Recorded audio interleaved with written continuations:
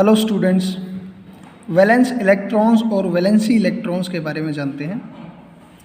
एक शेल के एक एटम की जो आउटर शेल होती है, जो सबसे बाहर वाली शेल होती है, उसमें जो भी इलेक्ट्रॉन्स प्रेजेंट होते हैं उन्हें हम वैलेंस इलेक्ट्रॉन्स या वैलेंसी इलेक्ट्रॉन्स कहते हैं। अंडरलाइन कर लो, the electrons present in the outermost shell of an atom are known as valence electrons और वैलेंसी इलेक्ट्रॉन्स, क्योंकि वही डिसाइड करते हैं कि उसके कितने इलेक्ट्रॉन्स जो हैं केमिकल रिएक्शन में पार्टिसिपेट करेंगे, because they decide the valency of the atom. जैसे एग्जांपल ले लें, the atomic number of sodium, यहाँ से अंडरलाइन कर लें। एटॉमिक नंबर आपको याद होने बहुत इंपॉर्टेंट है, एटॉमिक नंबर के बगैर काम चलने वाला नहीं है इसमें। तो 1 से 20 तक के आपको एटलीस्ट एटॉमिक नंबर याद होने चाहिए एटम्स के। तो सोडियम का 11 होता है, तो जब हम इसका इलेक्ट्रॉनिक कॉन्फ़िगरेशन बनाएंगे तो फर्स्ट शेल में 2, सेकंड शेल में 8 और थर्ड शेल में 1 इलेक्ट्रॉन आ गया। तो इस सोडियम की जो वैलेंसी है वो 1 है, क्योंकि केमिकल रिएक्शन में जो पार्टिसिपेट करने वाला है ये एक ही इलेक्ट्रॉन पार्टिसिपेट करने वाला है। In order to find out the number of valence electron in an atom of, इसको आप यहाँ से यहाँ तक अंडरलाइन कर लें, इस जो भी डार्क है आपको यहाँ तक अंडरलाइन कर लें। इनर्टनेस ऑफ नोबल गैसेस क्या होती हैं? नोबल गैसेस होती हैं जैसे कि helium, neon, argon, krypton, xenon, radon. ये यहाँ पे टेबल दे रखी है पूरी। हीलियम, इसका सिंबल He, यहाँ पे एटॉमिक नंबर आप देखो, हीलियम का 2 होता है एटॉमिक नंबर। अगर इलेक्ट्रॉनिक कॉन्फ़िगरेशन बनाने लगे तो फर्स्ट शेल में 2 इलेक्ट्रॉन्स आ गए, मतलब ये क्या है, स्टेबल है, ये किसी के साथ रिएक्ट नहीं करती, अनरिएक्टिव गैस होती है हीलियम गैस। नियॉन है, नियॉन में 10 एटॉमिक नंबर होता है, फर्स्ट शेल में 2, सेकंड शेल में 8 इलेक्ट्रॉन्स आ गए। ये भी क्या होती है, इसके वैलेंस शेल में 8 इलेक्ट्रॉन है, मतलब ये अनरिएक्टिव, ये सारी की सारी गैसेज जो हैं स्टेबल गैसेज होती हैं। और बाकी जो भी एटम्स हैं वो इनकी तरह ही ऐसी फॉर्म में आना चाहते हैं कि उनकी आउटर शेल में 8 इलेक्ट्रॉन्स आ जाएं तो वो स्टेबल हो जाएं। सिर्फ हीलियम ऐसा एटम है जिसके फर्स्ट शेल में सिर्फ 2 इलेक्ट्रॉन रहते हैं और उसके बाद कोई शेल ही नहीं होती है। तो हीलियम गैस जो है वो स्टेबल गैस होती है। We know that only the outermost electron of an atom take part in chemical reaction. हमें पता है कि सिर्फ आउटरमोस्ट शेल के जो इलेक्ट्रॉन्स हैं वो केमिकल रिएक्शन में पार्टिसिपेट करते हैं। अगर आउटरमोस्ट शेल में अगर 8 इलेक्ट्रॉन्स हो जाएं हीलियम को छोड़ के, तो वो एटम जो है न्यूट्रल हो जाता है, अनरिएक्टिव हो जाता है, या फिर हम कह सकते हैं कि स्टेबल हो जाता है। ठीक है, तो हर कोई एटम चाहता है कि वो स्टेबिलिटी गेन कर ले।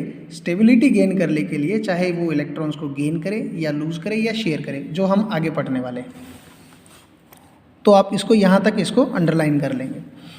अब जैसे आप यहाँ पे एग्जांपल देख पा रहे हो, नियॉन गैस जो है अनरिएक्टिव गैस होती है, तो इसका हम कहाँ पे यूज़ करते हैं? नियॉन गैस को हम यूज़ करते हैं जो हम एडवर्टाइजिंग साइंस होते हैं, क्योंकि नियॉन गैस की एक प्रॉपर्टी रहती है कि जब इसमें इलेक्ट्रिक करंट को पास किया जाता है, इलेक्ट्रिसिटी पास की जाती है, तो ये ग्लो करती है रेड कलर में। तो इसलिए हम इनको एडवर्टाइजिंग साइंस के लिए यूज़ करते हैं नियॉन गैस को। और जो आर्गन गैस होती है, जो आपने पुराने जो बल्ब देखे हैं, जो 100 वाट के जो बल्ब आते थे जिनके अंदर फिलामेंट होता था, आजकल हम यूज़ करते हैं CFL और LEDs का यूज़ होता है ज़्यादातर। लेकिन जो पहले जो फिलामेंट वाले जो बल्ब आते थे उनके अंदर जो गैस भरी रहती थी वो आर्गन गैस होती थी। आर्गन गैस हमने अभी अभी पढ़ा है कि ये सारी गैसेस जो हैं अनरिएक्टिव गैस हैं, किसी के साथ रिएक्ट नहीं करती हैं।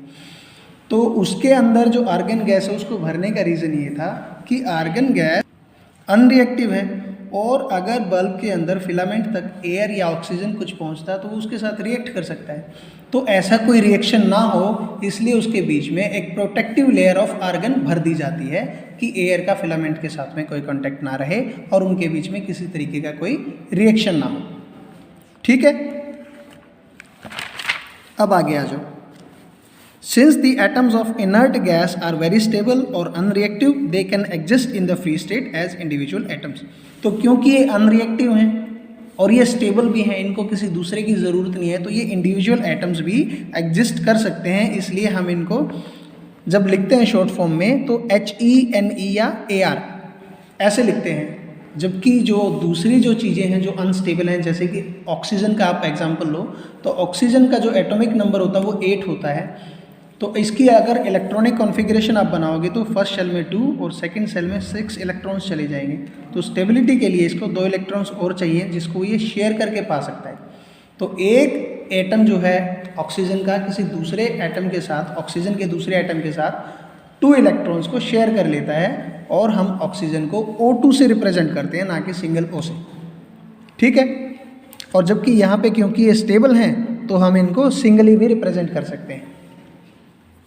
कॉज ऑफ केमिकल कॉम्बिनेशन, अब बात ये है कि एक रिएक्शन करते क्यों हैं, इसके पीछे कॉज क्या है। रीज़न है बच्चे, मैंने आपको बताया कि स्टेबिलिटी, इस धरती पे हर किसी को स्टेबिलिटी चाहिए, चाहे वो ह्यूमन है, चाहे वो कोई लिविंग ऑर्गेनिज्म है या नॉन लिविंग ऑर्गेनिज्म है, हर किसी को स्टेबिलिटी चाहिए होती है।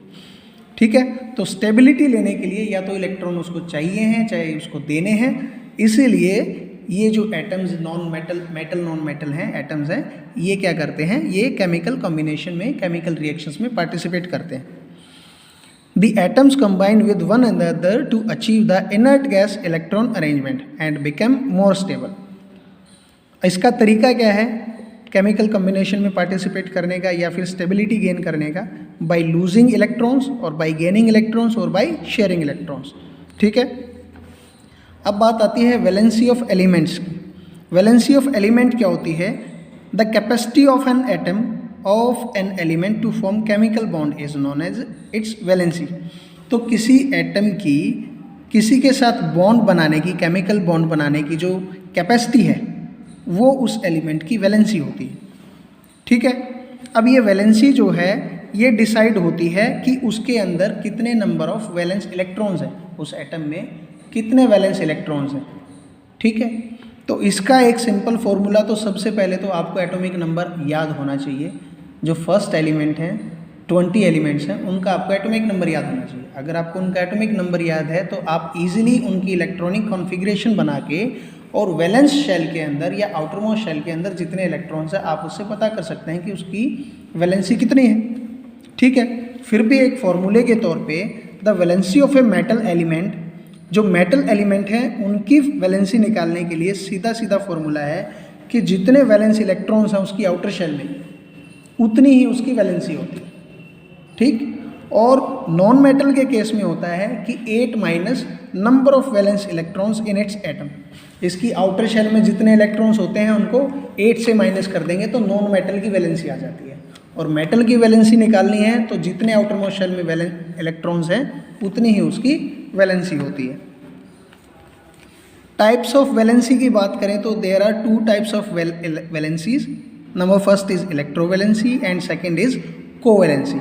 इलेक्ट्रोवैलेंसी तब होती है बच्चे जब एटम जो है या तो इलेक्ट्रॉन्स को लूज करता है या गेन करता है, और ऐसा करके वो आयोनिक कंपाउंड्स बनाता है जो हम एटम एंड मॉलिक्यूल में पढ़ चुके हैं। या तो वो इलेक्ट्रॉन्स को गेन कर ले या लूज कर ले, and bye gaining and losing electrons the elements make ionic compounds, और इस तरीके की वैलेंसी को कहते हैं electrovalency. And if the elements combine by sharing, अगर शेयर करके बनते हैं तो उन्हें कहते हैं मॉलिक्यूलर कंपाउंड्स, और इस तरीके की वैलेंसी को कहते हैं कोवैलेंसी। इसके बारे में ये जो एग्जाम्पल्स दे रखे हैं इनमें से आप एक एग्जाम्पल मैं आपको करवा दे रहा हूँ, बाकी आप खुद से करेंगे। जैसे कि एग्जाम्पल ले लो, आप सोडियम का एग्जाम्पल ले लो। सोडियम का एटॉमिक नंबर होता है 11। इलेक्ट्रॉनिक कॉन्फ़िगरेशन हमने बना के देखी तो फर्स्ट शेल में 2, सेकंड शेल में 8, और जो रिमेनिंग जो इलेक्ट्रॉन्स हैं कितने बचे? 1 इलेक्ट्रॉन बच गया, वो थर्ड शेल में चले गए। तो वहाँ पे जाके हमने देखा कि इसकी जो वैलेंसी है वो 1 है। अब इसको स्टेबिलिटी के लिए चाहिए कि इसके पास या तो आउटर शेल में 8 इलेक्ट्रॉन्स आ जाएं, या फिर इसकी फर्स्ट शेल में अगर सिर्फ 2 इलेक्ट्रॉन है तो फर्स्ट शेल में 2 इलेक्ट्रॉन हो। जैसे अब इसके पास 11 इलेक्ट्रॉन हैं तो 2 फर्स्ट शेल में, 8 इलेक्ट्रॉन सेकंड शेल में, थर्ड शेल में या तो इसके पास 8 इलेक्ट्रॉन आ जाए, मतलब इसको 7 इलेक्ट्रॉन और चाहिए। तो इसको 7 इलेक्ट्रॉन तो कोई देगा नहीं, तो इसको स्टेबिलिटी के लिए ये क्या करेगा, ये उस आउटर शेल के 1 इलेक्ट्रॉन को लूज करना चाहेगा। तो ये उस 1 इलेक्ट्रॉन को लूज कर देगा और Na+ का साइन बन जाएगा, जैसे जो हमने पढ़ा था कैटायन बन जाता है और ये स्टेबिलिटी मोड में आ जाता है। ठीक है, इसी तरीके से मैग्नीशियम है, एल्यूमिनियम है, ये जो क्या करते हैं, ये इलेक्ट्रॉन्स लूज करके स्टेबिलिटी मोड ले लेते हैं और इस तरीके से क्या बनाते हैं, इस वैलेंसी को हम कहते हैं इलेक्ट्रोवैलेंसी। फिर आती है कोवैलेंसी की बात। यहाँ पे इलेक्ट्रॉन्स जो हैं लूज या गेन नहीं किए जाते, इस केस में यहाँ पे शेयरिंग होती है इलेक्ट्रॉन्स की। अगर मैं आपको एग्जांपल दूं हाइड्रोजन का, जैसे हाइड्रोजन का एग्जाम्पल हुआ, हाइड्रोजन का एटॉमिक नंबर 1 होता है और हाइड्रोजन के पास जो इलेक्ट्रॉन्स होते हैं वो सिर्फ एक ही इलेक्ट्रॉन होता है, सिंगल इलेक्ट्रॉन होता है। तो इस सिंगल इलेक्ट्रॉन को भी किसी को दे देगा तो इसका क्या बचेगा? तो ये क्या करता है, ये शेयर कर लेता है किसी दूसरे हाइड्रोजन एटम के साथ में, और 2 हाइड्रोजन एटम आपस में एक एक इलेक्ट्रॉन शेयर कर लेते हैं। तो इसके भी 2 इलेक्ट्रॉन हो गए और इस वाले के भी 2 इलेक्ट्रॉन हो गए। तो इस तरीके से H2 मॉलिक्यूल बनता है जो कि मॉलिक्यूलर कंपाउंड है। ठीक है, ऐसे ही और भी एग्जाम्पल दिए हैं, क्लोरीन, ऑक्सीजन, नाइट्रोजन। तो यहाँ पे आपने ध्यान दिया होगा कि क्लोरीन का एग्जाम्पल कोवैलेंसी में भी आया है, ऑक्सीजन का भी आया है, और इन दोनों नाइट्रोजन का भी एग्जाम्पल किसमें, इलेक्ट्रोवैलेंसी में भी आया है। तो कुछ एटम्स ऐसे हैं जैसे fluorine, chlorine, bromine, iodine, oxygen and sulphur, जो कि दोनों तरीके के कंपाउंड्स बना सकते हैं। ठीक है, यहाँ तक आप इसको कर लें। आज के लिए बच्चों इतना ही, पढ़ाई करते रहें। Bye bye.